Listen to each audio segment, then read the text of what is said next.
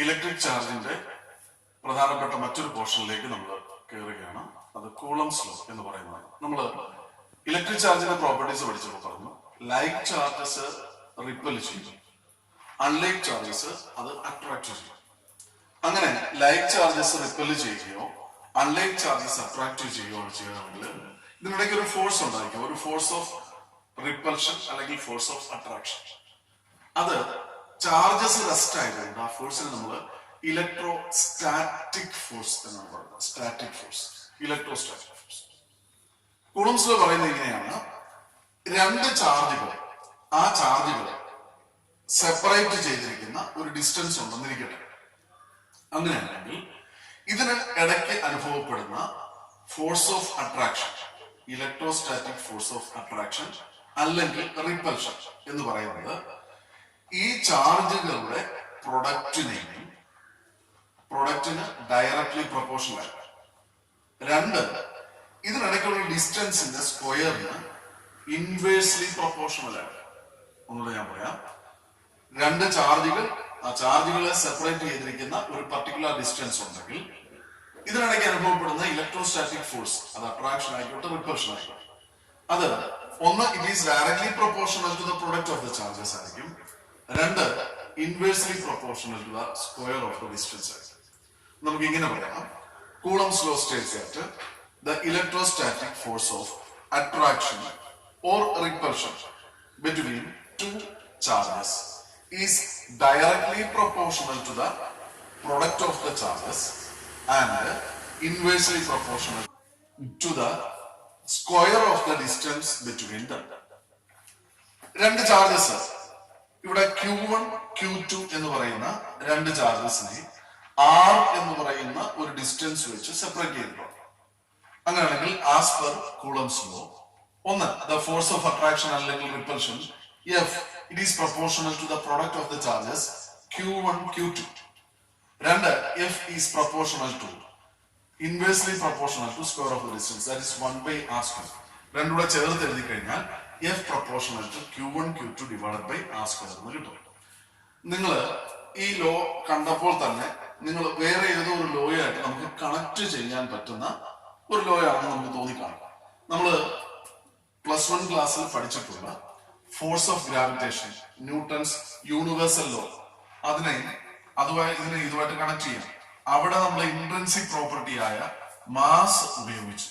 അവിടെയും distance r ആയിരുന്നു. നമ്മൾ കിട്ടിയത് ഇങ്ങനെയായിരുന്നു: F proportional to the product of the masses m1 m2 and inversely proportional to the square of the distances. ഇപ്പൊ ഇവിടെ എല്ലാം ഈ ഫോഴ്സസിനെല്ലാം ഒരു പ്രത്യേകതയുണ്ട്. ഇത് ഡിസ്റ്റൻസിന്റെ സ്ക്വയറിന് ഇൻവേഴ്സ്ലി പ്രൊപ്പോർഷണൽ ആയിരിക്കും. അതുകൊണ്ട് കൂളംസ് ലോ ഉൾപ്പെടെയുള്ള ലോയെ നമ്മൾ ഇൻവേഴ്സ് സ്ക്വയർ ലോ എന്ന് പറയാറുണ്ട്. കൂളംസ് ലോ ഉൾപ്പെടെയുള്ള ലോയെ ഇൻവേഴ്സ് സ്ക്വയർ ലോ എന്ന് പറയുന്നത്. ഇപ്പം ഒന്ന് ശ്രദ്ധിച്ച്, Coulomb's law F proportional to Q1 Q2 divided by r². Coulomb's law അനുസരിച്ച് നമ്മൾ പറഞ്ഞത് എങ്ങനെയാണ്: the force between electrostatic force, it is directly proportional to the product of the charges Q1 Q2. രണ്ട്, inversely proportional to the distance square. ഇത് രണ്ടും കൂടെ നമ്മൾ ഒരുമിച്ച് ചേർത്ത് എഴുതിയാൽ F proportional to Q1 Q2 divided by r² നമുക്ക് എഴുതാം. നമുക്കറിയാം, ഒരു കോൺസ്റ്റന്റ് കൊണ്ട് നമ്മൾ ഇക്വേറ്റ് ചെയ്യാം. അപ്പൊ നമ്മളൊരു കോൺസ്റ്റന്റ് ഇടുന്നു, that is 1/4π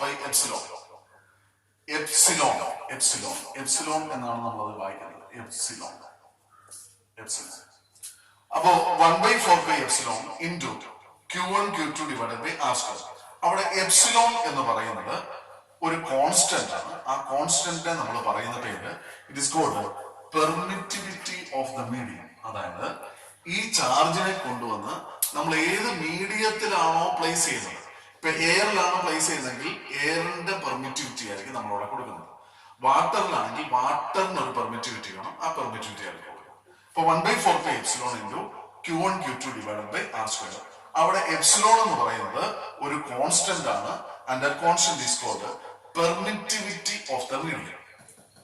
in case of vacuum or air, വാക്വത്തിലോ അല്ലെങ്കിൽ എയറിലോ ആണെങ്കിൽ ഈ പെർമിറ്റിവിറ്റി എന്ന് പറയുന്നതിനെ എപ്സിലോൺ 0 കൊണ്ട് മാറ്റാം. എപ്സിലോൺ 0 എന്ന് പറയും.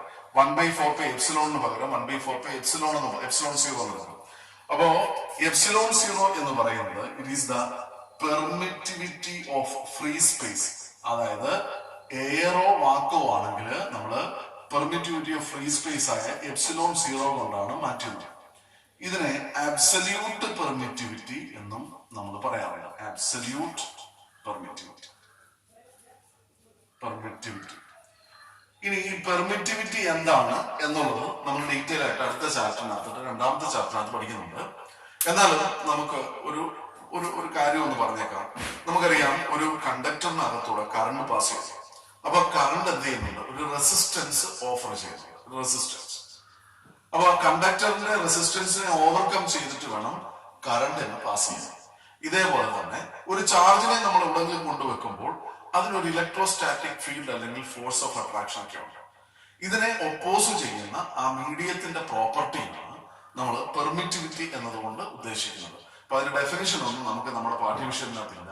നമ്മൾ പെർമിറ്റിവിറ്റി, അപ്പൊ നിങ്ങൾ അത് മനസ്സിലാക്കി വെച്ചിരിക്കുക. പെർമിറ്റിവിറ്റിയുടെ ഡെഫിനിഷൻ മറ്റൊരു തരത്തിൽ നമ്മൾ പിന്നീട് പഠിക്കുന്നതായിരിക്കും. പ്രത്യേകിച്ചും അബ്സല്യൂട്ട് പെർമിറ്റിവിറ്റിയുടെ ഡെഫിനിഷൻ ഒക്കെ നമുക്കുണ്ട്. അപ്പോ ഇത് ഓർത്തിരിക്കുക. എപ്സിലോൺ എന്ന് പറയുന്നത് പെർമിറ്റിവിറ്റി ഓഫ് എ മീഡിയമാണ്. വാക്വത്തിനെ എയറിനെ സംബന്ധിച്ച് നോക്കുവാണെങ്കിൽ ആ പെർമിറ്റിവിറ്റി നമ്മൾ എപ്സിലോണിന് പകരം എപ്സിലോൺ സീറോ എന്നാണ് പറയുന്നത്. അപ്പോ 1/4 epsilon zero into Q1 Q2 divide by R square. അവിടെ എപ്സിലോൺ സീറോ എന്ന് പറയുന്നത് it is called the permittivity of the free space or absolute permittivity. അപ്പൊ കൂളംസ് ലോയുടെ ഇക്വേഷൻ ഇതാണ്. ഏതൊരു മീഡിയത്തിനെ സംബന്ധിച്ചിടത്തോളം അതിന്റെ equation F is equal to 1/4 epsilon into Q1 Q2 divided by R square. എന്നാൽ ഒരു മീഡിയത്തിന്റെ permittivity epsilon is equal to epsilon zero into epsilon r. അതായത് ഒരു മീഡിയത്തിന്റെ പെർമിറ്റിവിറ്റിയെ നമ്മൾ റിലേറ്റീവ് പെർമിറ്റിവിറ്റി എടുത്തിട്ടാണ് നമ്മൾ എപ്പോഴും കമ്പയർ ചെയ്യുന്നത്. എയറിന്റെ അല്ലെങ്കിൽ വാക്വത്തിന്റെ പെർമിറ്റിവിറ്റി ആയിട്ട് നമുക്കറിയാം. സാധാരണ ഡെൻസിറ്റി, റിലേറ്റീവ് ഡെൻസിറ്റി നമ്മൾ പറയാറുണ്ട്. മണ്ണെണ്ണയോ അതുപോലുള്ള മറ്റുള്ള സബ്സ്റ്റൻസിന്റെയോ ഡെൻസിറ്റിയെ നമ്മൾ വാട്ടറുമായിട്ട് കമ്പയർ ചെയ്തിട്ട് പറയും. അതേപോലെ തന്നെ ഒരു മീഡിയത്തിന്റെ പെർമിറ്റിവിറ്റിയെ റിലേറ്റീവ് പെർമിറ്റിവിറ്റിയുമായിട്ട് കമ്പയർ ചെയ്ത് പറയുകയാണെങ്കിൽ epsilon is equal to epsilon zero into epsilon R ആയിരിക്കും. അപ്പൊ ഇവിടുത്തെ എപ്സിലോണിന് പകരം നമുക്ക് epsilon zero into epsilon R എന്ന് പറയും. എപ്സിലോൺ ആർ എന്ന് പറയുന്നത് relative permittivity of the medium ആണ്. Relative permittivity of the medium. അപ്പം 1/4 epsilon zero epsilon R into Q1 Q2 divide by R square. എയറിനെയോ വാക്വത്തിനെയോ സംബന്ധിച്ചിടത്തോളം എപ്സിലോൺ ആർ എന്ന് പറയുന്നത് 1 ആണ്. അതുകൊണ്ട് എയർ ഓർ വാക്വത്തിന്, ഫോർ എയർ ഓർ വാക്വം, നമുക്ക് ഇത് ഇട്ടാൽ മതി. എന്താ? 1/4 epsilon zero. 1/4 epsilon zero into Q1 Q2 divide by R square. ഈ ഇക്വേഷൻ ഇട്ടാൽ മതി. അപ്പം ഈ ഇക്വേഷൻസ് എല്ലാം നിങ്ങൾ ഓർത്തിരിക്കുക. ഈ 3 ഇക്വേഷൻസും നിങ്ങൾ ഓർത്തിരിക്കുക. ഒരു മീഡിയത്തിനെ സംബന്ധിച്ചിടത്തോളം for any medium 1/4 epsilon into Q1 Q2 divide by R square. അവിടെ എപ്സിലോൺ എന്ന് പറയുന്നത് മീഡിയത്തിന്റെ പെർമിറ്റിവിറ്റിയാണ്. അപ്പോൾ epsilon is equal to epsilon zero into epsilon R എന്ന് എഴുതി കഴിഞ്ഞാൽ എപ്സിലോണിന് പകരം നമുക്ക് ഇത് സബ്സ്റ്റിറ്റ്യൂട്ട് ചെയ്യാം.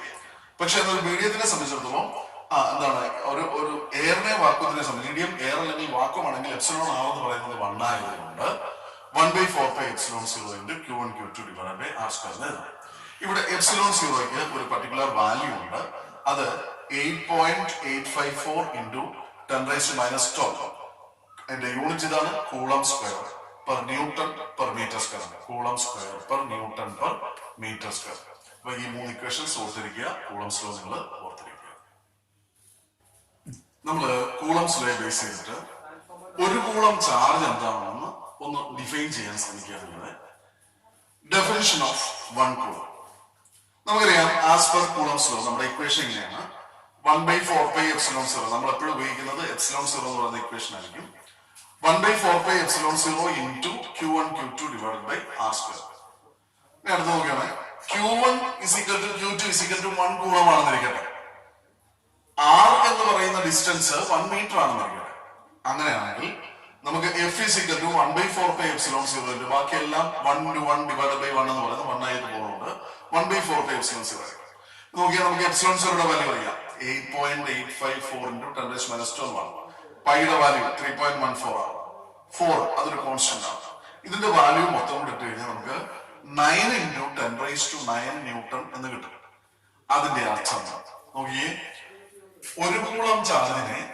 മീറ്റർ കൊണ്ട് സെപ്പറേറ്റ് ചെയ്യുമ്പോൾ ഒരു കൂളം ഈക്വൽ ആയിട്ടുള്ള രണ്ട് ചാർജസ്, ഒരു കൂളം ചാർജസിനെ 1 മീറ്റർ ഡിസ്റ്റൻസ് കൊണ്ട് സെപ്പറേറ്റ് ചെയ്യുമ്പോൾ എന്താണ് അവിടെ എക്സ്പീരിയൻസ് ചെയ്യുന്ന ഫോഴ്സ് എത്ര ആയിരിക്കും? 9 × 10⁹ ന്യൂട്ടൺ ആയിരിക്കും. തിരിച്ചു പറഞ്ഞാല് ഒരു ചാർജ് അത് മറ്റൊരു ചാർജ് ഈക്വൽ മാഗ്നിറ്റ്യൂഡുള്ള മറ്റൊരു ചാർജിൽ നിന്ന് നമ്മൾ 1 മീറ്റർ ഡിസ്റ്റൻസിൽ സെപ്പറേറ്റ് ചെയ്യുമ്പോൾ ഇതിനിടയിൽ എക്സ്പീരിയൻസ് ചെയ്യുന്ന ഫോഴ്സ് 9 × 10⁹ ന്യൂട്ടൺ ആണെന്നിരിക്കട്ടെ. അങ്ങനെയാണെങ്കിൽ ആ ചാർജിന്റെ മാഗ്നിറ്റ്യൂഡ് ആയിരിക്കും 1 കൂളം. അതുപോലെ നമ്മൾ ഡിഫൈൻ ചെയ്യും. അപ്പൊ അതായത് 1 coulomb is that charge when separated by a distance of 1 meter from another charge of equal magnitude. ഒരു കൂളം എന്ന് പറയുന്നത് ആ ചാർജാണ്. അതിനെ നമ്മൾ 1 മീറ്റർ കൊണ്ട് സെപ്പറേറ്റ് ചെയ്യുന്നു, ഈക്വൽ മാഗ്നിറ്റ്യൂഡുള്ള മറ്റൊരു ചാർജ് ഉണ്ട്. Then experiences a force of 9 × 10⁻⁴ വെറും ഫോഴ്സ് അല്ല, electrostatic force. Experience and electrostatic force of 9 × 10⁻⁹ എന്നൂടെ പറയാം. അതായത് 1 കൂളം എന്ന് പറയുന്നത് ഇറ്റ് ഈസ് ദാറ്റ് ചാർജ്, അതിനെ എന്ത് ചെയ്യുന്നു, it is separated from by a distance of 1 metre, ഒരു മീറ്റർ ഡിസ്റ്റൻസ് കൊണ്ട് നമ്മൾ സെപ്പറേറ്റ് ചെയ്യുന്നു from another charge of equal magnitude. അപ്പോൾ എന്താണ്, there is a force of electrostatic force of എത്രയാണ്? 9 × 10⁻⁹. അതിനെയാണ് നമ്മൾ 1 കൂളം എന്ന് പറയുന്നത്. നമ്മൾ അടുത്ത സെക്ഷൻ നമ്മൾ പഠിക്കുന്നത് Coulomb's law in vector form. Vector ഫോമില് കൂളംസ് ലോയെ നമ്മൾ റെപ്രസെന്റ് ചെയ്യും. വെക്ടർ ഫോമില് വളരെ സിമ്പിൾ ആണ്. നിങ്ങൾ ഓർക്കേണ്ട ഒരൊറ്റ കാര്യമുണ്ട്. ഇവിടെ 2 കേസസ് ഉണ്ട്, 2 കാര്യങ്ങളുണ്ട്. ഒന്ന് ഫോഴ്സ്, 2 ഡിസ്റ്റൻസ്. ഇവിടെ ഡിസ്റ്റൻസിനെ നമ്മൾ എന്താണ് വെക്ടറിൽ എന്ന് വെച്ച് കഴിഞ്ഞാൽ ഡിസ്റ്റൻസ് 2 രീതിയിൽ നമ്മൾ എടുക്കാം, 2 രീതിയിൽ നമുക്ക് അളക്കാം. ഒന്ന്, ഇത് 2 ചാർജസ് ആണ്, Q1 Q2 എന്ന് പറയുന്ന 2 ചാർജസ് ആണ്. അപ്പൊ ഈ 2 ചാർജസിനെ സംബന്ധിച്ചിടത്തോളം Q1 നിന്ന് Q2 അളക്കുമ്പോഴുള്ള ഡയറക്ഷൻ എന്താണ്? ഇങ്ങോട്ടാണ്. അതിനെ നമ്മൾ Q1 നിന്ന് Q2 അളക്കുന്ന ഡിസ്റ്റൻസിനെ R12 എന്നും Q2 നിന്ന് Q1 അളക്കുന്ന ഡിസ്റ്റൻസിനെ R2 എന്നും. അപ്പൊ നിങ്ങൾ ഒരു കാര്യം ഓർത്തണം, ഇങ്ങനെ 2 രീതിയിൽ എടുക്കുന്നതെന്ന് പറഞ്ഞുകൊണ്ട് ഡിസ്റ്റൻസ് അളക്കുന്നതെന്ന് പറഞ്ഞു അതിന്റെ മാഗ്നിറ്റ്യൂഡ് മാറുന്നില്ല. ഇവിടുന്ന് ഇങ്ങോട്ട് അളക്കുമ്പോൾ 2 മീറ്റർ ആണെങ്കിൽ ഇവിടുന്ന് അങ്ങോട്ട് അളക്കുമ്പോഴും 2 മീറ്റർ ആയിരിക്കും. പക്ഷെ അതിന്റെ ഡയറക്ഷൻ ചേഞ്ച് ചെയ്യുന്നു. എന്തിനാണ് നമ്മൾ ഇങ്ങനെ ഡയറക്ഷൻ മാറ്റുന്നത്? കാരണം ഇവിടെ അട്രാക്റ്റീവ് ഫോഴ്സോ റിപ്പൾസീവ് ഫോഴ്സോ വരുവാണെങ്കിൽ ഒരു പർട്ടിക്കുലർ ഡയറക്ഷൻ ഉണ്ട്. നമ്മൾ ഏത് ഡയറക്ഷനിലാണോ ഫോഴ്സ് ഉള്ളത് ആ ഡയറക്ഷനിലെ ഡിസ്റ്റൻസ് ആണ് നമ്മൾ ഇവിടെ വെക്ടർ ഫോമിൽ എടുക്കുന്നത്. ഓർക്കുക, ഏത് ഡയറക്ഷനിലെ ഫോഴ്സ് ആണോ അല്ലെങ്കിൽ ഫോഴ്സിന്റെ ഡയറക്ഷൻ ഏതാണോ അതേ ഡയറക്ഷൻ ആയിരിക്കണം ഡിസ്റ്റൻസിന്റെ ഡയറക്ഷൻ. ഇത് മാത്രം നമ്മൾ ഓർത്താൽ മതി. അപ്പൊ കൂളംസ് ലോ ഇൻ വെക്ടർ ഫോമിനകത്ത് 2 കേസസ് വരുന്നുണ്ട്. ഒന്ന് അൺലൈക്ക് ചാർജസിന്റെ കേസ് ഉണ്ട്, 2 ലൈക്ക് ചാർജസിന്റെ കേസ് ഉണ്ട്. അപ്പൊ അൺലൈക്ക് ചാർജസിന്റെ കേസാണ് നമ്മൾ ആദ്യം നോക്കുന്നത്. വളരെ സിമ്പിൾ ആയിട്ടുള്ള ഒരു ഫാക്ടർ ആണ്. ഒറ്റ കാര്യം ഓർക്കുക, ഫോഴ്സും ഡിസ്റ്റൻസും. ഇനി 1 നിന്ന് 2 എടുക്കുന്ന ഡിസ്റ്റൻസ് R12 എന്നും 2 നിന്ന് 1 എടുക്കുന്ന ഡിസ്റ്റൻസിനെ R21 എന്നും ഇടുമ്പോൾ 1 എക്സ്പീരിയൻസ് ചെയ്യുന്ന ഫോഴ്സ് 2 കൊണ്ട് എക്സ്പീരിയൻസ് ചെയ്യുന്ന ഫോഴ്സ്, 2 ചാർജസ് ഇവിടെ നിൽക്കുന്നു. 1 കൊണ്ട് 1 എന്ത് ചെയ്യുന്നു, 2 ഒരു ഫോഴ്സ് ഉണ്ട്. 1 2 എന്ത് ചെയ്യുന്നു, അട്രാക്ട് ചെയ്യുന്നു അല്ലെങ്കിൽ റിപ്പൽ ചെയ്യുന്നു. ആ ഫോഴ്സിനെ നമ്മൾ F12 എന്ന് പറയുന്നു. കേട്ടല്ലോ? അതായത് force experienced by Q1 on by Q1 due to Q2. Q2 കൊണ്ട് 1 എക്സ്പീരിയൻസ് ചെയ്യുന്ന ഫോഴ്സിനെ നമ്മൾ 1 2 എന്നും അതുപോലെ തന്നെ 2 എക്സ്പീരിയൻസ് ചെയ്യുന്ന ഫോഴ്സ് ഡ്യൂ ടു Q1 നമ്മൾ F21 എന്നും ആണ് ഇവിടെ എടുത്തിരിക്കുന്നത്. ഇപ്പൊ വേറെ കേസിൽ നമുക്ക് എടുക്കാം. ഇപ്പൊ തൽക്കാലം നമ്മൾ അങ്ങനെ പഠിക്കുന്നു. 1 എക്സ്പീരിയൻസ് ചെയ്യുന്ന ഫോഴ്സ് ഡ്യൂ ടു Q2 1 2 എന്ന് എടുക്കുന്നു. അതുപോലെ തന്നെ 2 എക്സ്പീരിയൻസ് ചെയ്യുന്ന ഫോഴ്സ് ഡ്യൂ ടു Q1 നമ്മൾ F21 എന്നും എടുക്കുന്നു. അപ്പൊ നമ്മളിവിടെ അൺലൈക്ക് ചാർജസിലെ 2 charges Q1 Q2 separated by distance of R, ഇതാണ് നമ്മൾ എടുത്തിരിക്കുന്നത്. അപ്പൊ നമ്മള് R12 എന്ന് പറയുന്ന ഡിസ്റ്റൻസ് മാർക്ക് ചെയ്തു. ഡിസ്റ്റൻസ് R12 എന്ന് പറയുന്ന അതിന്റെ ഡയറക്ഷൻ എങ്ങോട്ടായിരിക്കും, 1 നിന്ന് 2 അപ്പൊ 1 നിന്ന് 2 നമ്മൾ മാർക്ക് ചെയ്യും. R21 എന്ന് പറയുന്ന ഡിസ്റ്റൻസ്, R21 എന്ന് പറയുന്ന ഡിസ്റ്റൻസിന്റെ ഡയറക്ഷൻ എങ്ങോട്ടാണ്, 2 നിന്ന് 1 അതുകൊണ്ട് ഇതിന്റെ ഡയറക്ഷൻ എങ്ങോട്ടായിരിക്കും. ഇനി ഇവിടെ അൺലൈക്ക് ചാർജസ് ആയതുകൊണ്ട് അട്രാക്റ്റീവ് ഫോഴ്സ് ആയിരിക്കും. 1നെ 2 അങ്ങോട്ട് പിടിച്ചു വലിക്കും. അതുകൊണ്ട് the force experienced by charge 1 due to Q2 എന്ന് പറയുന്നത് അതിന്റെ ഫോഴ്സിന്റെ ഡയറക്ഷൻ അങ്ങോട്ടായിരിക്കും, അട്രാക്റ്റീവ് ഫോഴ്സ്. ഇതേപോലെ 2നെ 1 ഇങ്ങോട്ട് പിടിച്ചു വലിക്കും. അതായത് the force experienced by 2 due to Q1 charge എന്ന് പറയുന്നത് ഇങ്ങോട്ടായിരിക്കും. ഇനി നമുക്ക് ഇതിന്റെ ഇക്വേഷൻ എഴുതുമ്പോൾ ഇക്വേഷൻ ഒരു വ്യത്യാസമില്ല. ആ ഡയറക്ഷൻ മാത്രം നമ്മൾ നോക്കിയിട്ട് അതിന്റെ യൂണിറ്റ് വെക്ടറിനെ അവിടെ അപ്ലൈ ചെയ്യുന്നു. Vector F12 is equal to 1/4πε0 into Q1 Q2 divided by R square into R cap 12. കാരണം F12ന്റെ ഡയറക്ഷൻ അങ്ങോട്ടാണ്, അതേ ഡയറക്ഷനിലുള്ള ഫോഴ്സ്, അതേ ഡയറക്ഷനിലുള്ള ഡിസ്റ്റൻസ് എന്ന് പറയുന്നത് R12. ഇതേപോലെ വെക്ടർ F21 എന്ന് പറയുന്നത് 1/4πε0 into Q1 Q2 divided by R square into R cap 21. ഇവിടെ നോക്കുക, F21ന്റെ ഡയറക്ഷൻ അങ്ങോട്ടാണ്, അതേ ഡയറക്ഷനിലുള്ള ഡിസ്റ്റൻസ് എന്ന് പറയുന്നത് R21 ആണ്. അതുകൊണ്ട് നമ്മൾ അതിന്റെ യൂണിറ്റ് വെക്ടർ കൊണ്ട് നമ്മൾ ചെയ്യുന്നു. നമ്മൾ രണ്ടാമത്തെ കേസ് നോക്കുക, അൺലൈക്ക് ചാർജസ്. ഇവിടെയും സെയിം ആണ്, നമ്മൾ എടുത്തിരിക്കുന്നതിനൊന്നും വ്യത്യാസമില്ല. പക്ഷെ ഇവിടെ ഫോഴ്സിന്റെ ഡയറക്ഷൻ വ്യത്യാസമുണ്ട്. കാരണം രണ്ട് ലൈക്ക് ചാർജസ് ആണ്. Q1 Q2 എന്ന് പറയുന്ന രണ്ട് ലൈക്ക് ചാർജസ്, രണ്ടും പോസിറ്റീവ് ചാർജസ് ആണ്. 1ൽ നിന്ന് 2ലേക്ക് എടുത്തിരിക്കുന്ന ഡിസ്റ്റൻസ് R12, അതിന്റെ ഡയറക്ഷൻ അങ്ങോട്ട്.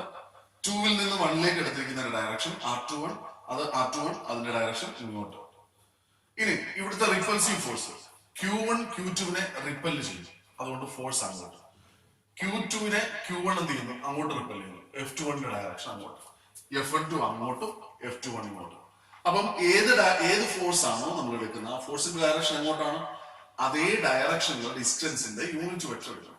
അപ്പൊ ഇവിടെ നമ്മൾ വെക്ടർ F12 എടുക്കും.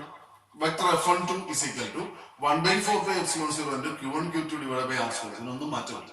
എന്നാൽ F12ന്റെ ഡയറക്ഷൻ ഇങ്ങോട്ടായതുകൊണ്ട് അതേ ഡയറക്ഷനുള്ള ഡിസ്റ്റൻസ് വെക്ടർ എങ്ങനെയാണ്, അല്ലെങ്കിൽ ഡിസ്പ്ലേസ്മെന്റ് വെക്ടർ എന്ന് പറയുന്നത് R21 ആണ്. അപ്പൊ അതുകൊണ്ട് R cap 2. നെക്സ്റ്റ് F21ന്റെ ഇക്വേഷൻ എഴുതുന്നു. Vector F21 is equal to 1/4πε0 into Q1 Q2 divided by R square into F21ന്റെ ഡയറക്ഷൻ അങ്ങോട്ടാണ്, അതേ ഡയറക്ഷനിലുള്ള ഡിസ്റ്റൻസ് എന്ന് പറയുന്നത് വെക്ടർ R12 ആണ്. അപ്പോൾ R cap 12.